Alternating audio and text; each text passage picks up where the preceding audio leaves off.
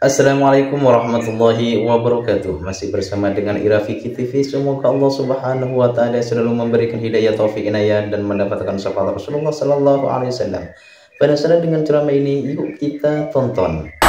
Di zaman sekarang ini orang disebut berhasil dan sukses itu ukurannya yang banyak ganjarannya apa yang banyak bayarannya. Orang dianggap sukses dan berhasil itu yang banyak pahala apa yang banyak harta. Oke, udah mulai sadar.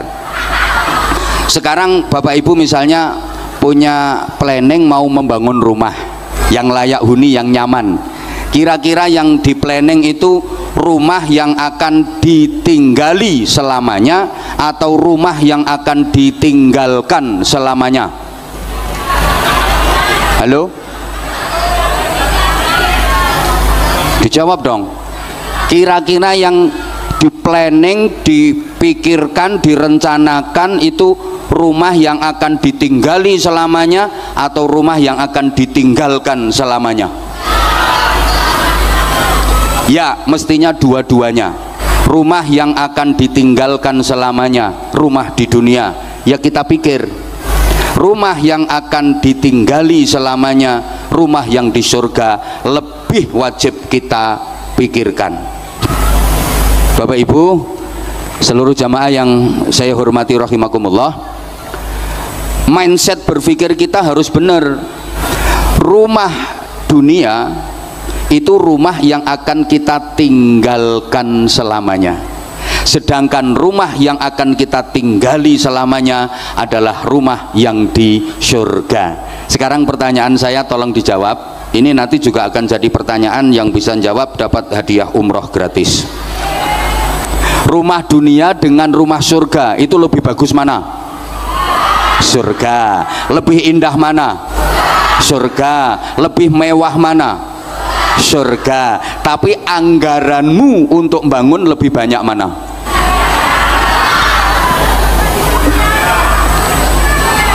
Allah.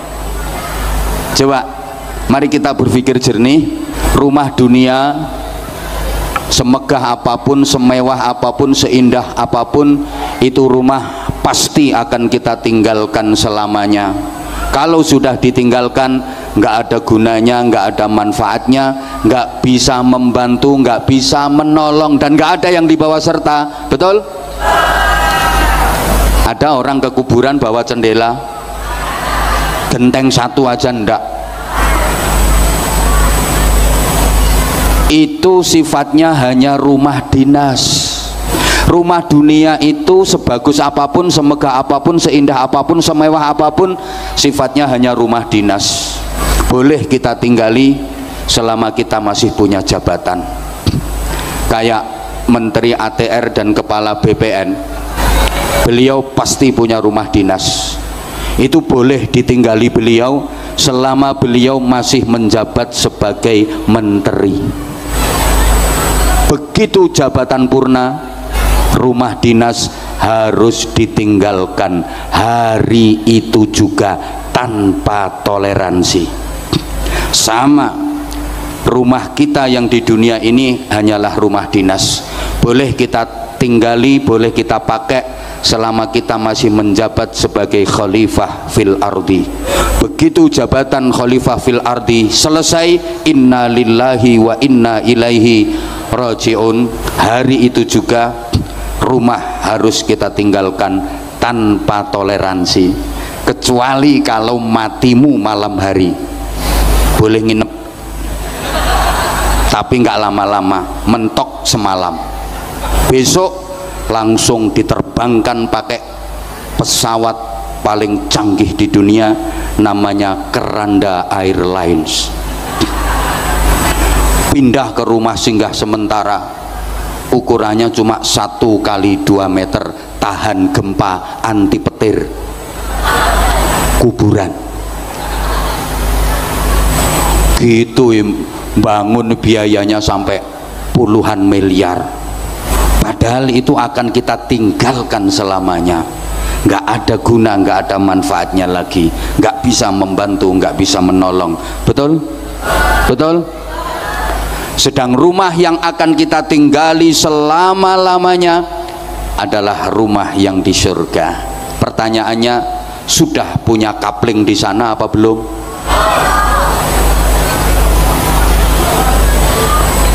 Ya Allah, Allahumma sholli ala Muhammad.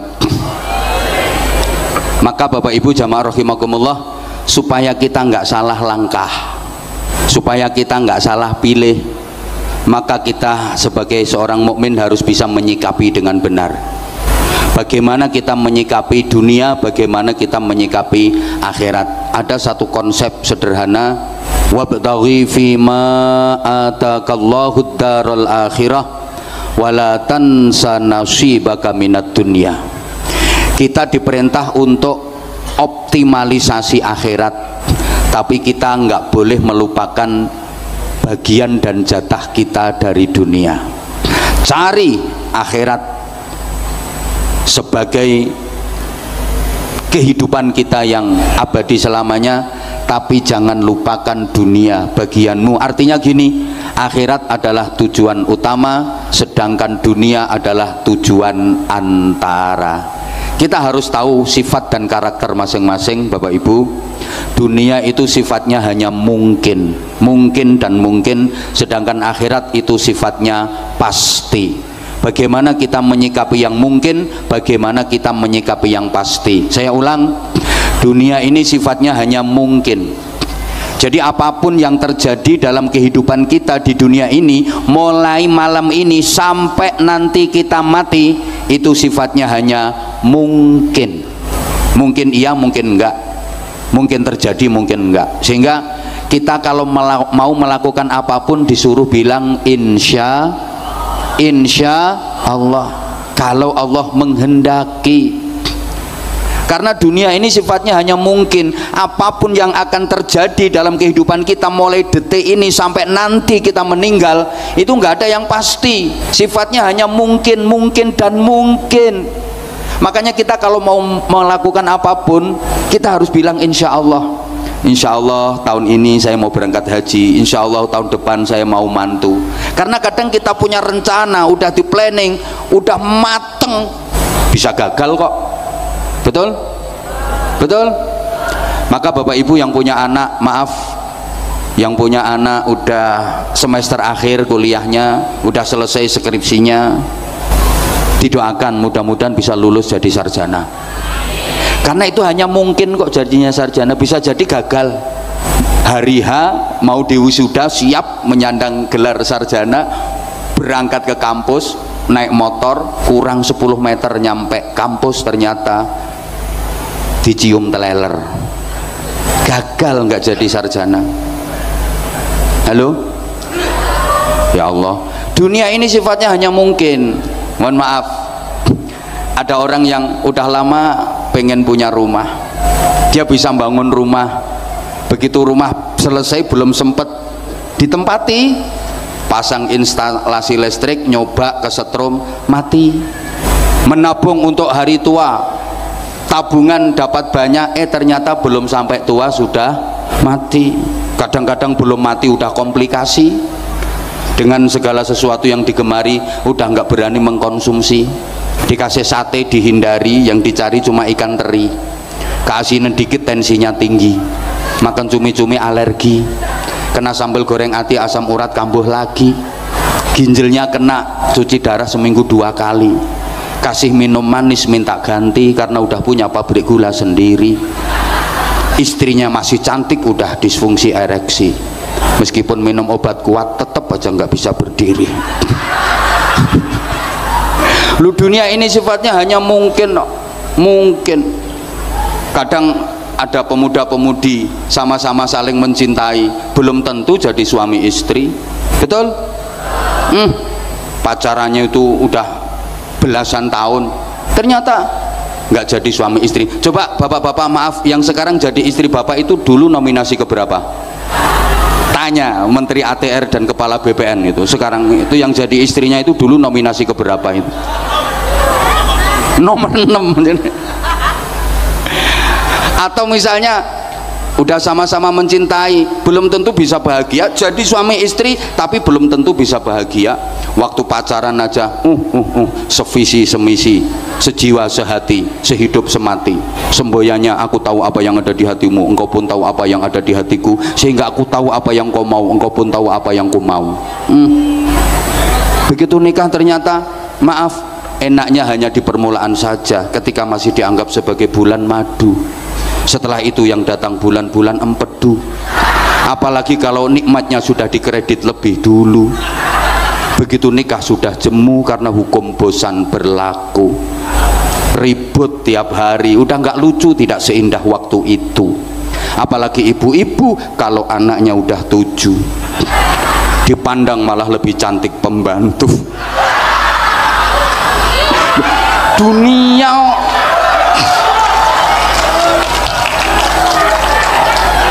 ya, dunia ya seperti itu, nggak ada yang pasti, sifatnya hanya mungkin dan mungkin gitu loh. Makanya saya nggak berani memastikan kalau diundang ceramah di DPP Partai Golkar pasti dapat sangu banyak, nggak berani memastikan saya. Hanya mungkin ya, ini itu semua akan tergantung ketua penyelenggara itu. Saya nggak berani memastikan, semua itu hanya mungkin. Tapi akhirat itu pasti, mati pasti, alam barzah pasti, hidup lagi sesudah mati pasti, adanya surga dan neraka pasti. Siapa yang masuk surga pasti mulia, pasti bahagia. Siapa yang masuk neraka pasti hina, pasti menderita. Kalau dunia nggak ada yang pasti. Mungkin kata orang Jawa, dunia itu sawang sinawang. Sana ngelihat sini kayaknya enak sini, sini ngelihat sana kayaknya enak sana. Coba Bapak Ibu ngelihat orang yang profesinya kayak saya itu, menurut Bapak Ibu enak apa enggak? Naik, gantiin.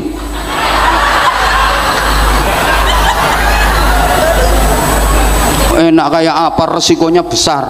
Salah ucap bisa viral seluruh dunia. Loh iya, enakan sampean ngaji bisa sambil wis nyantai-nyantai sak genai. Orang itu sawang sinawang, dipikir jadi menteri itu enak, kinerjanya dievaluasi, dinilai nggak bener, dihujat masyarakat seluruh Indonesia. Makanya saya nggak mau jadi menteri. Loh, saya enakan kayak gini, renes. Kalau ketemu di forum, kiai ketemu menteri, kiai nyangoni menteri, nggak ada perdanya, nggak ada undang-undangnya. Tapi menteri nyangoni kiai, wajib ain hukumnya gitu. Ini maksudnya sinergitas antara ulama dengan umara yang udah dilaksanakan oleh ketum tadi. Tadi saya di BCI nguri-uri, beliau itu bahasa Jawanya luar biasa karena punya kamus jalan. Tinggalannya sesepuh yang Partai Golkar itu dekat dengan ulama. Ini penting banget. Tepat yang disampaikan oleh beliau Pak Bahlil tadi, bahwa sejarah berdirinya bangsa Indonesia itu nggak lepas dari peran para ulama, yang itu mensinergitas antara ulama dengan umara. Gini ya, kalau panjenengan cermati sejarah dakwah perjuangan Islam di Indonesia, masjid sebagai simbol agama yang pertama kali dibangun di setiap daerah di Indonesia ini pasti letaknya di belakang alun-alun yang biasanya disebut dengan Masjid Agung. Di daerah manapun, di kabupaten manapun, Masjid Agung itu masjid yang pertama kali dibangun di daerah itu sebagai simbol perjuangan agama para aulia dan para ulama. Letaknya pasti di belakang alun-alun. Kenapa di belakang alun-alun? Ini filosofinya. Alun-alun itu tempat berhimpun, tempat berkumpulnya komunitas masyarakat dari berbagai elemen, dengan berbagai kultur, dengan berbagai karakter, ngumpul tumplek blek di alun-alun situ. Maka dibangunlah masjid sebagai laboratorium rohani. untuk mentarbiyah dan mentaklim masyarakat agar terus melakukan perbaikan menuju kebaikan untuk menjadi yang terbaik. Mbok dikatekno, bisa dilanjut? Ini durasinya berapa Mas Menteri? Tambah 5 menit lagi sampai sahur. Yes, gak apa-apa. Sampean di sini sampai sahur, saya pulang duluan. Oke, maka masjid itu simbol agama, simbol ulama. Tidak jauh dari masjid dibangun pendopo kadipaten sebagai simbol pemerintahan, sebagai simbol umarok atau pemimpin, pejabat. Coba perhatikan, pendopo kabupaten di setiap daerah itu pasti letaknya berdampingan dengan masjid agung. Pendopo kadipaten jangan jauh-jauh dari masjid. Ini artinya apa? Umarok, pemimpin, pejabat jangan jauh-jauh dari ulama. Antara umarok dengan ulama, antara pejabat dengan kiai, ini harus gandeng. Makanya kiai itu nggak boleh anti politik, walaupun nggak harus terjun langsung di politik praktis. Harus tahu man la ya'rifis siyasah akalahus siyasah. Siapa yang nggak ngerti politik, dia akan dimakan oleh politik. Engko tak terangno iki, ketoke perlu dijelasno iki. Allahumma sholli ala Muhammad. Allahumma sholli ala Muhammad. Oke, pejabat nggak boleh jauh dari ulama. Supaya apa? Tadi beliau sudah menyampaikan, minta nasihat, minta bimbingan. Karena gini, kalau ada pejabat yang zalim, kalau ada pejabat yang nakal, mengkhianati rakyat, yang nanggung dosa paling besar adalah ulamanya. Nah, karena ulamanya nggak bisa membimbing pejabat, nggak bisa nasihati pejabat. Sebaliknya, kalau ada ulama yang kesulitan ekonomi, susah cari makan, kalau sampai ada ulama yang miskin, yang nanggung dosa paling besar adalah pejabatnya. Lah misalnya pejabat-pejabat bantah, lah ulamanya ndak mau kerja. Lah kalau ulama pertentangan kerja, nanti yang ngajar ngaji, yang bimbing moral akhlak masyarakat siapa? Ini yang perlu kita perjuangkan, karena perhatian pemerintah kepada para ulama itu masih kurang.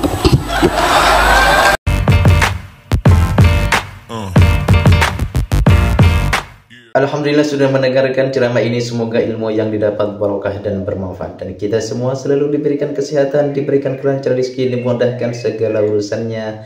Amin Allahumma amin. Sekian, terima kasih. Assalamualaikum warahmatullahi wabarakatuh.